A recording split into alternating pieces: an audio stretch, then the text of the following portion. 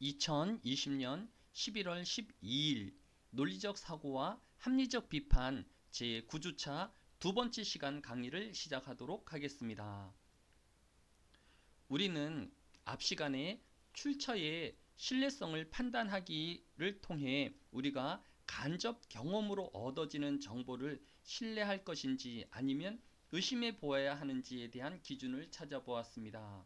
그 결과 교과서 129페이지 첫 번째 줄, 해당 분야의 전문 지식을 가지고 있는지, 교재 130페이지 여섯 번째 줄, 정확하게 관측할 수 있었는지, 교재 132페이지 아홉 번째 줄, 평판에 비추어 보았을 때에 그 사람이 또 그 기관이 신뢰할 만한지를 살펴보았습니다.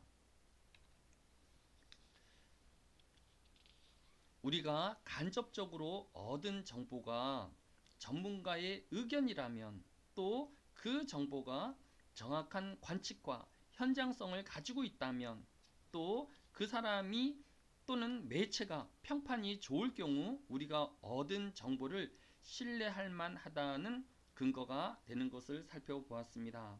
이제 교재 133페이지 13번째 줄, 출처의 신뢰성을 판단하기 네 번째입니다.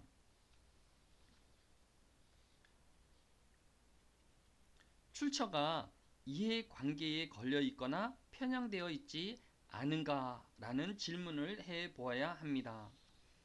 중고차 매매인이 한 차를 소개하면서 매우 싸다고 이야기했다고 하였을 때에 이 사람의 주장을 어느 정도 신뢰할 수 있을까요?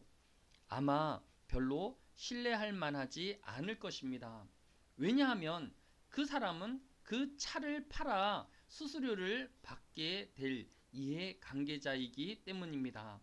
따라서 그 사람은 아주 정확한 정보를 제공하기보다는 그 차를 팔아야 이익을 보게 되는 이해관계를 가지고 있다고 할 수 있습니다. 다른 예로 친구가 어떤 차를 사지 말라고 말하였는데 그 이유가 그런 차에 대한 부상을 당한 적이 있어서 내가 그런 차를 싫어하기 때문이라고 하였다고 하면 이 친구는 이해관계가 있는 것은 아니지만 정당한 이유 없이 개인의 평양성을 드러낸 것이라고 할 수 있습니다. 유명 축구 선수가 돈을 받고 시리얼 광고에 출연해서 이것을 먹으면 종일 활기가 넘친다고 말하는 것처럼 때로는 사람은 명확하고 가감없는 진실보다 다른 것을 말함으로써 무엇인가를 얻거나 이룰 수 있게 되는 것입니다. 지금까지 신뢰성을 판단하기 위해서는 그것을 주장하는 사람이나 출처에 관련된 질문을 해 보아야 할 것을 살펴보았습니다. 다음으로 교재 135페이지 세 번째 줄, 두 번째 단원, 주장이 행해지는 상황이나 맥락과 관련되어진 질문에 대한 내용입니다. 똑같은 신뢰할 만한 사람 또는 기관이라고 하여도 서로 다른 상황에서는 상반된 주장을 할 수 있을 것입니다. 가령 어떤 사람이 술집에서 친구에게 한 사람이 찌르는 것을 보았다고 말하는 경우와 재판에서 증인 선서를 하고 그렇게 말하는 경우는 같은 내용이라고 해도 서로 다른 상황이나 맥락에서 살펴보아야 합니다. 똑같은 사람이지만 술을 마시고 친구들에게 말하는 이런 한 담과 또 증언석에서 재판하는 것은 주어진 상황도 맥락도 전혀 다르기 때문입니다. 두 번째로 의원이 의회에서 어떤 한 사람이 불법을 저질렀다고 주장한다면 그는 면책 특권이 있기 때문에 그 주장은 신뢰성이 떨어지게 될 것입니다. 같은 맥락에서 평판이 좋은 방송에 나온 뉴스 보도가 술집에서 그냥 들은 이야기보다 훨씬 더 신뢰할 만할 것입니다. 이는 법정에서 한 증언이 이웃과 농담하는 과정에서 나온 주장보다 더 신뢰할 만한 것과 같은 이치인 것입니다. 우리는 먼저 신뢰성을 위해서는 사람과 출처에 관한 검증을 또 질문을 해볼 것을, 다음으로 우리 주장의 상황이나 맥락에 대해 살펴보았습니다. 이제 교재 136페이지 6번째 줄 7.3 주장이 뒷받침하기 위해 제시되는 출처의 정당성에 관련되어진 물음입니다. 자신이 주장에 대해 아무런 근거도 제시하지 못한다면 우리는 그 주장을 받아들일 만하거나 믿을 이유가 없을 것입니다. 하지만 이유나 근거, 증거를 제시한다면 그것은 그것의 말을 믿는 것이 합당한지 여부를 결정하는 데 영향을 끼칠 수 있을 것입니다. 하지만 사람들이 제시할 수 있는 증거와 이유에는 여러 가지가 있기 때문에 신뢰성을 정할 때에 이것들을 적절히 평가할 수 있어야 할 것입니다.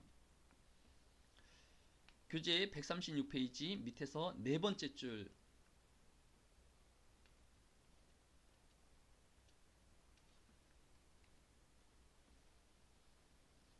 7.3.1 내가 직접 보았다와 다른 사람에게서 들었다. 어떤 주장, 예를 들어 외계인이 지구에 내렸다라고 주장하는 경우 정당화가 눈으로 직접 보았다거나 다른 감각기관을 동원해 그것을 지각할 수 있었을 것입니다. 이 경우 그 사람은 보고된 것에 대해 개인이 직접적인 또는 1차적인 지식을 가졌다고 주장할 수 있을 것입니다.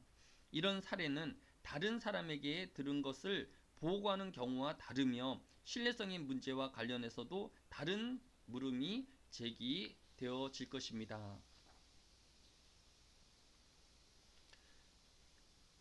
주장의 정당화가 다른 사람이 그렇게 말했다는 데 있다면 그것은 그 주장의 신뢰성을 떨어뜨릴 수가 있습니다.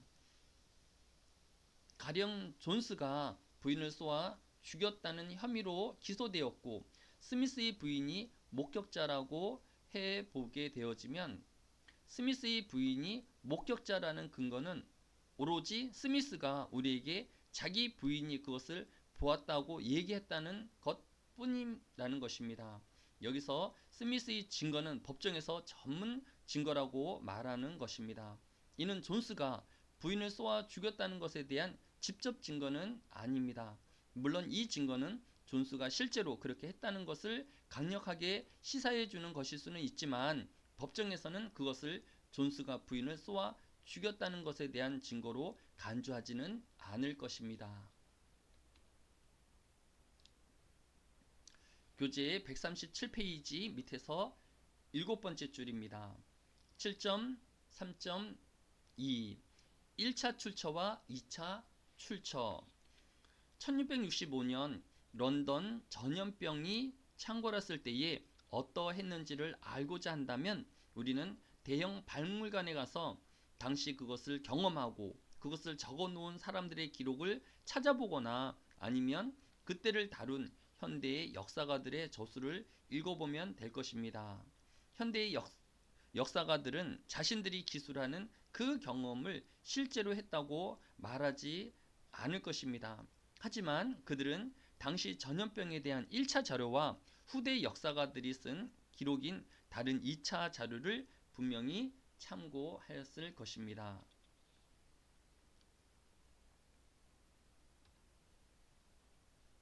교재 138페이지 첫 번째 줄 7.3.3 직접 증거와 정당화와 정황 증거 법정에서 직접 증거와 정황 증거를 구분하고 있습니다.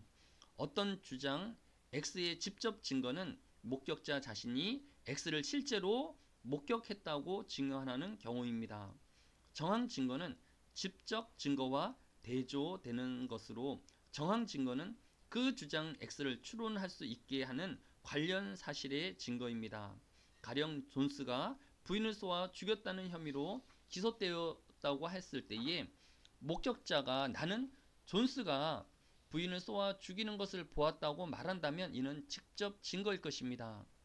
존스가 부인을 쏘아 죽이는 것을 목격한 사람이 아무도 없다 할지라도 가령 다름과 같은 증거는 있어도 이로부터 존스가 그랬다는 것을 추론할 수 있는 경우도 있을 것입니다. 즉 존스에게 그럴 만한 범행 동기가 있었고 그럴 수 있는 기회가 있었고 총알을 조사한 결과 존스 총에서 나온 총알에 의해 부인이 사망한 것으로 밝혀졌고 집 정원에 숨겨져 있던 총을 찾아냈으며 그 총에서 존스의 지문이 나왔다는 사실들이 바로 이런 증거들입니다. 때로 이런 정황 증거는 다른 가능성을 제거해 어떤 것을 입증해 주는 것이라고 생각할 수 있습니다. 그것은 밧줄과 비슷합니다. 한 가닥으로는 별로 힘이 없지만 여러 가닥의 정황 증거는 뭉치게 되어지면 아주 튼튼한 논증이 되어질 수 있는 것입니다. 교재 138페이지 밑에서 5번째 줄 7.3.4 신뢰성을 따질 때 고려해야 할 사항을 직접 언급해서 주장을 정당화하기. 어떤 과학자가 놀라운 현상을 보고하면서 이 주장을 다음과 같은 말로 정당화하였습니다. 자신은 보통 실험에서 믿을만하다고 알려진 표준적인 장치들을 이용했으며 관찰 상태도 좋았다. 같이 일하던 팀도 실험 증거를 잘 수집한다고 정평이 나 있으며 자신의 결과가 이후에 다른 지역에서 비슷한 시험을 하고 있던 다른 과학자들에 의해서도 확증되었다. 간단히 말해 그 사람은 신뢰성을 따질 때에 고려해야 할 사항들을 들어 자신의 주장을 정당화하고 있는 것입니다.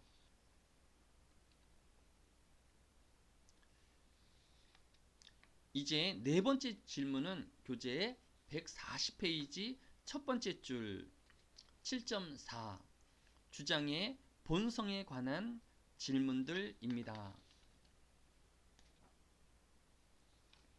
7.4.1 우리가 알고 있는 것에 비추어 볼 때 그럴 가능성이 매우 낮은가 아니면 그렇듯하고 믿을 만한가 입니다. 어떤 친구가 나에게 방금 나는 아는 한 친구와 커피를 마시고 왔다고 말한다고 하면 이는 믿을 만한 내용일 것입니다.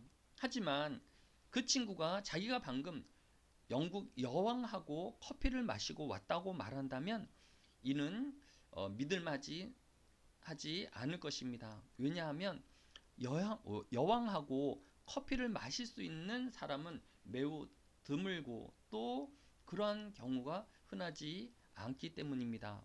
물론 그것이 참일 수도 있지만 다른 증거나 이유가 없는 이상 그것을 신뢰할 만한 증거로 보기 어려운 것입니다.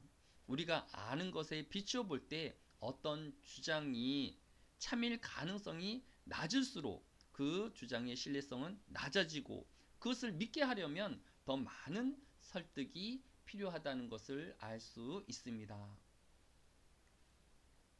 교재 141페이지 밑에서 세 번째 줄 7.4.2 기본적인 관찰 주장인가 아니면 추론해낸 주장인가.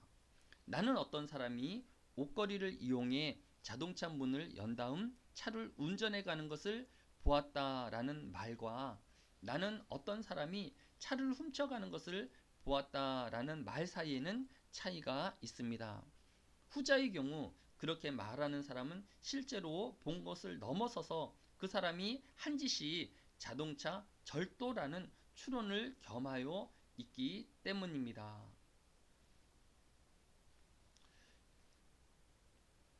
교재 141페이지 밑에서 10번째 줄 7.5 다른 증거를 통해 확증이 되는가.